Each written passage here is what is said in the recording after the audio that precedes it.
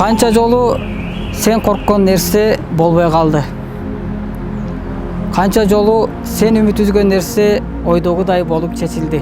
Канча жолу бир иш колуңдан келбечүүдөй сезилип, бирок колуңдан келди эле. Канча жолу үстүңдөн кара булут айланып, бирок жамгыр жаабай калды эле.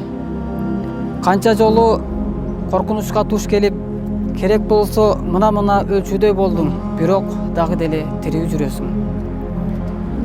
Канча жолу аягы жок балеге кабылдың, бирок кийин кутулуп чыктың. Канча жолу мөгдөп ыйладың, бирок көз жашың бетиңде кургады. Канча жолу, канча жолу, канча жолу.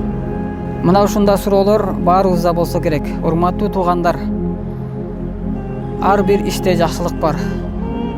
Ар бир иште Аллахка таяналы. Ким Аллахка таянса, Аллах ага жетиштүү.